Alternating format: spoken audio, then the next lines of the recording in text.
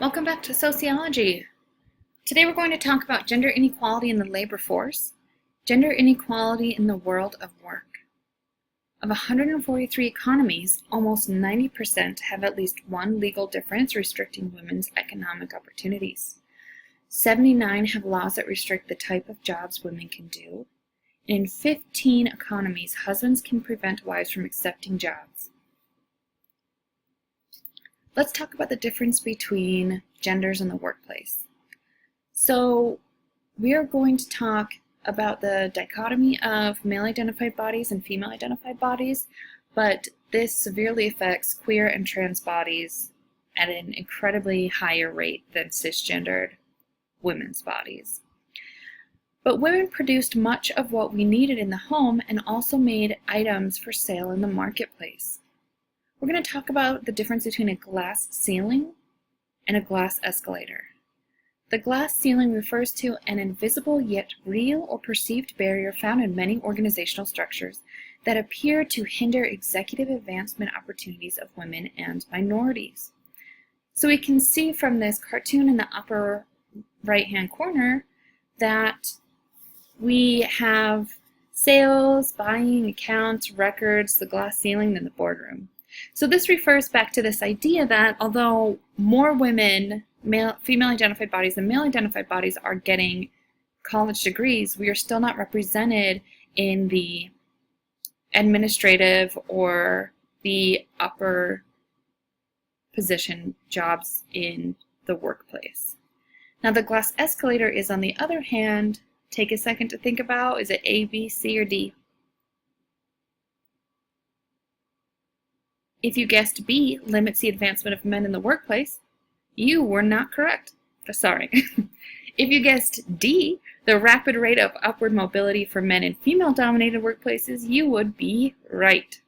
So there's a theme of glass here, and this theme is that neither the ceiling nor the escalator is visible. So it is subtle, it is systemic and systematic, right? It is not outwardly displayed in the workplace manual, but it is still a barrier system put in place that keeps certain bodies out of certain areas and then promotes certain bodies in certain areas.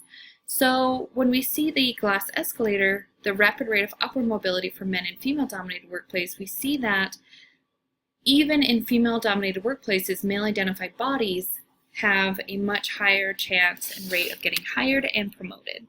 We also can see this when women or female-identified bodies have wedding rings on when they go to an interview versus male-identified bodies who have wedding rings on who go to the interview. If a male-identified body has a wedding ring on when they go to an interview, they are much more likely to get hired and then have a much higher chance of being promoted within that company because of the cultural scripts around male-identified bodies being married. They assume that the male-identified body has someone at home that takes care of the children or the domestic responsibilities so that the male-identified body then can really give themselves wholly to the corporation.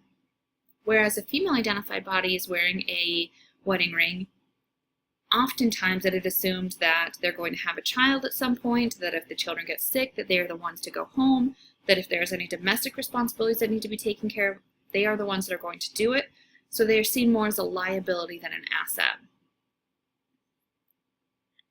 So income. So more women than men are entering the workforce at low-paying occupations. Often these jobs do not have career advancement lines. So let's think about, how does this sit, or how does this feel to you, or how does this come to play with the higher rate of women getting higher education degrees than men? Why is it that more women are entering the workforce in low-paying jobs when men have less degrees than women? Let's also look at the gender pay gap. So women are paid less. Women are paid much less. Unfortunately, these statistics, and really the 70 cents to the dollar statistic, is for white women. So we see that Asian women tend to get paid higher than white women. They're the closest to a white male. But then black women get paid less, Hispanic Latino women get paid even less, and then Latinx women get paid even less. And it continues to go from there. Trans women get paid much less. So we can see that this reinforces this idea when we talked about the movements of feminism, that when we have this cultural rhetoric or even the visibility within media or the national discourse, it is still centered around white women's issues. Okay, the split labor market. We have a primary labor market and a secondary labor market. In the primary labor market is reserved for elites, people who would advance to high-level positions, offers job security, high wages, and frequent promotions. Secondary labor market, pay poorly, no to little job security, many layoffs, few promotions, or salary increases. Most women work in secondary labor markets. The secondary labor market is growing in size, and women are disproportionately poor compared to men. And we are going to talk about some of the consequences of gender inequality in a second, and we are going to see the feminization of poverty. Comparable worth. Some jobs are low-paying simply because they are held by women.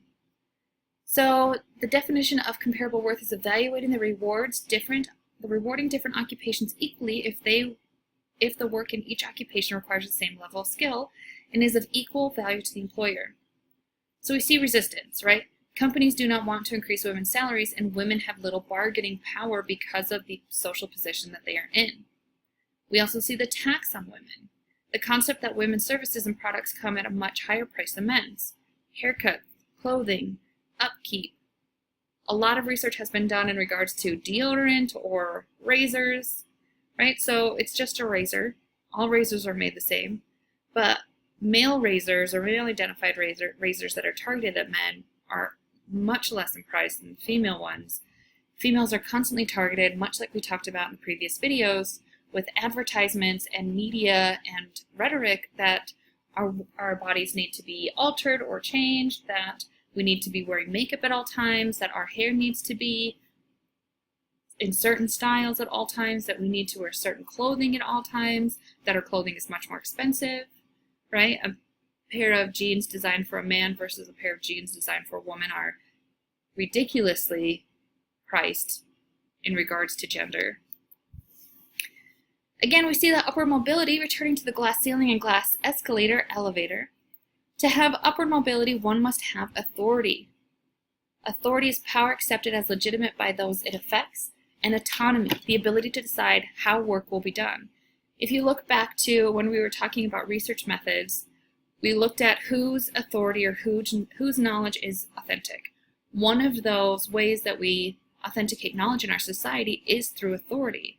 And so if we go back to the last slide and we look at this resistance or the why women are unable to position themselves more equitably in our labor market, it is because women have little bargaining power. And we can see that that little bargaining power comes from that position of autonomy and authority. So women have less of each due to discrimination and implicit bias of these cultural scripts that we have on women, right? So women have less authority, women have less autonomy, which is why we don't have the same bargaining power, and which is why we continue to crash against this glass ceiling. And it continues to justify the rates of men being in higher positions. It is continuing to fuel this discriminatory language that Hillary Clinton shouldn't be president because she is a female, which is highly sexist, highly discriminatory, and wildly untrue. Next, we're going to look at the invisible income. So domestic work as invisible income. There's a disproportionate rate of women in service industry, and women still complete 70% of domestic and childcare responsibilities in a heteronormative relationship or a same-sex cisgender relationship, despite male partners identifying 50-50 responsibility. So this was in a recent study, and the male-identified partners constantly would say, we're in a 50-50, we both do as much work. But when they actually went to observe these lifestyles and the everyday realities of these couples, the statistics and the research shows that the female-identified counterpart on these relationships still completed 70% of the domestic and childcare responsibilities. So we have come from 100 to 70%, but we still have a lot more to go, and it takes a lot of accountability on the male-identified bodies to be conscious and cognizant of the responsibility between the two partners. We see that if it is a same-sex or queer couple, then equitability and equality rises within the domestic responsibilities. All right, so that is it for this video. Next, we are going to talk about the consequences of inequality within gender in our society. Have a great day, and I look forward to speaking with you in a second.